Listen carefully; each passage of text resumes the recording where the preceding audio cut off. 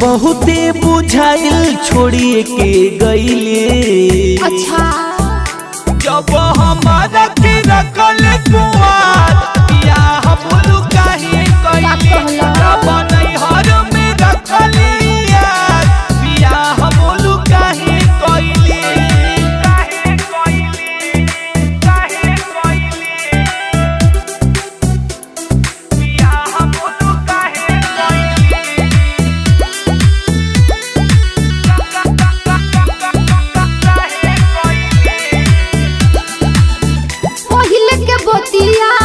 भूल जसन होतिया जन कह छोड़िए के गइले रे। खइलू कसमवा तुरलू सपनावा बोलू काहे दिल से भूलइले रे। तो जाए तो तू मत टेंशन लो। पहिले के बतिया भूल जसन होतिया जन कह छोड़िए के गइले रे। खइलू कसमवा तुरलू सपनावा बोलू काहे दिल से भूलइले रे। हमके बेवफा बना के काहे छल कइले। अच्छा सोचो जब हमारा के रखल कुआर पिया बोलू काहे कइले। जब नैहर में रखलिया पिया बोलू काहे कइले।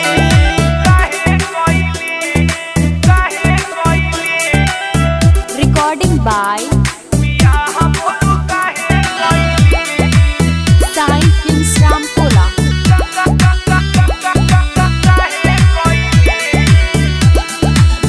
सुन प्रेम राजा ले लो खूब मजा नहीं को दिल से भुलाए बहो। बीजी विकास है साथ करे दिल में मिले मजनुआ चली आई हो। अरे तो का करी सुन प्रेम राजा ले लो खूब मजा नहीं को दिल से भुलाए बहो। बीजी विकास है साथ करी दिल में मिले मजनुआ चली आई हो। चाही दिलवा में तबो न हमार भइले। जब हमारा के रखल कुआर पिया बोलू काहे कइले। जब नैहर में रखलिया पिया बोलू काहे कइले।